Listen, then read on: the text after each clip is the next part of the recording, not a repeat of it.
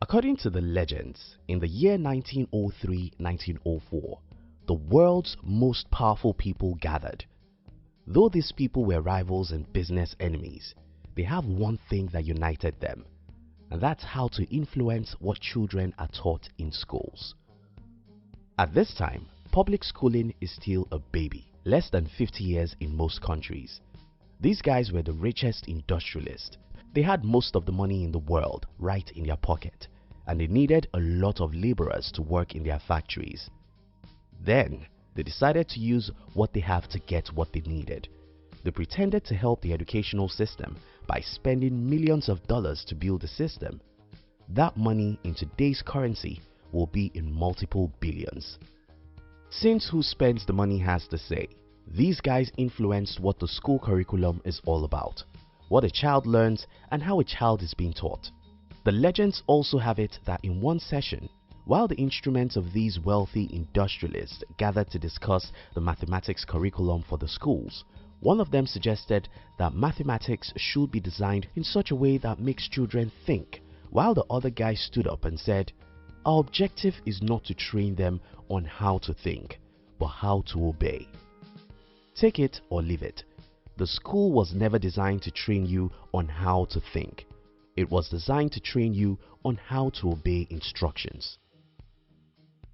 Not everyone can be an entrepreneur. Whenever I talk about entrepreneurship, there's always someone to tell me, not everyone can be an entrepreneur. And I agree with that. Not everyone can be an entrepreneur, but we teach every child to be an employee. How does that make sense to you? Most people said, not everyone can be rich, so don't talk as if everyone will become a millionaire.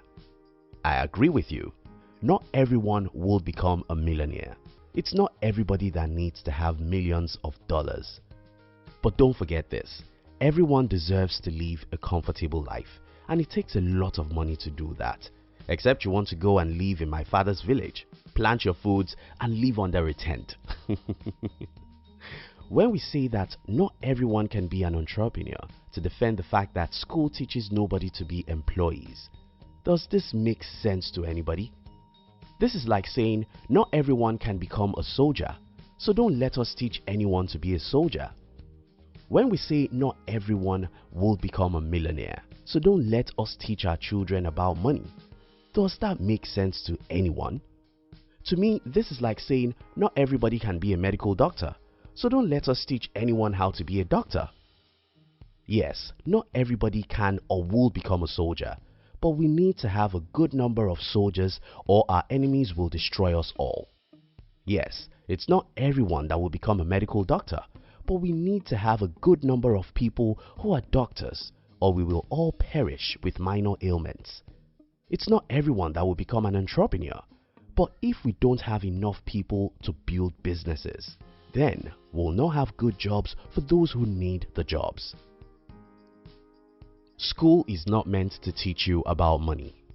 I also heard another argument, and that is, don't complain that school doesn't teach your children about money, because school is not supposed to teach about money. People who hold this view believe that school is supposed to give knowledge about science, life, and jobs. That's not necessarily about money.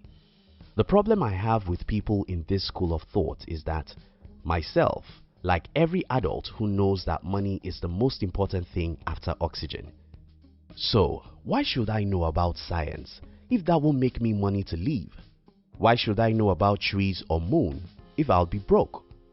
Why should I know about management or jobs for companies if I won't have money to sustain my life?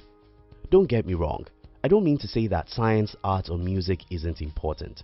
I mean, why should anyone learn any subject in school if they won't learn about money? Isn't money the most important thing in the world after God and oxygen?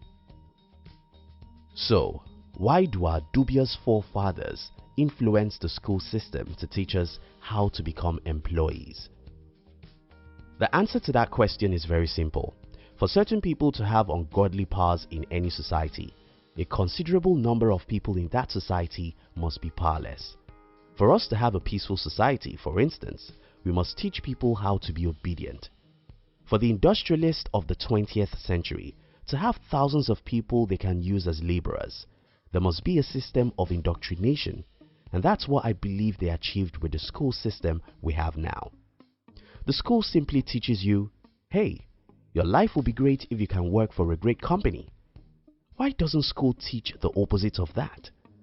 Why don't we teach our 10-year-olds and 15-year-olds how they can build great companies? How to free yourself from the bondage of slavery. When I mention slavery, I don't mean to say that the job is a slavery for everyone, but I honestly believe that living inside water is slavery for birds. Birds were designed to fly, so they must fly. It doesn't matter how comfortable the river is, that's not a home for the birds. It doesn't matter how great slavery and environment is, a job is not the destiny of some people. Those people I'm talking about are the people that I pity. If you have the temperaments and values that match what it means to be an employee, then you've found your calling. If however you don't fit into the world of a job, you have to look for ways to get out. The reason why I make this video is to show you the genesis of our problems as a people. Naturally, children who have talents for entrepreneurship should have been discovered before they become adults. These children should have been encouraged and empowered to start business ventures, even as children. Why should anyone go and study law if his passion is to build a technology company? Why should I study science if my original passion is to build an e-commerce company? But since you've been deceived to go with the crowd all your life, now I want to call you back to where you belong.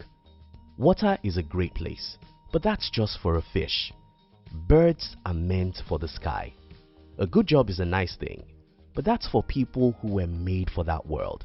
If you were wired to be an entrepreneur and you are hired for a job, your life won't be straight or smooth because you'll be like a bird trying to live in the water. If you were wired to be an entrepreneur, you were designed for the street, for the war, and for the sky. Just as a bird will never be happy inside water, you can never be happy as an employee if something in you is designed for the world of entrepreneurship. So what should you do? First, know who you are and why you are unhappy as an employee. Second, know that you have the power to fly. You must know that you are where you are, not because you are dumb, but because you were deceived. Knowing this will give you some strength. You must also know that you have the feather to fly. Though you've not been trained on how to use the feather, you can learn how to use it. The reason why school taught everyone to be an employee is not because everyone should be an employee. The reason why school teaches everyone to be an employee is because if the whole world is an employee, the labor will be cheap as it is today, and that was not by accident. Certain people sat down to design it that way. It's up to you to know who you are and fight for what you believe you deserve. Thank you very much for watching our videos. We'd like to give you another interesting video for you to enjoy next. But before then, our team will be very happy if you can like this video and share it with your friends on social media. If you are new here, don't forget to subscribe so you won't miss other interesting videos like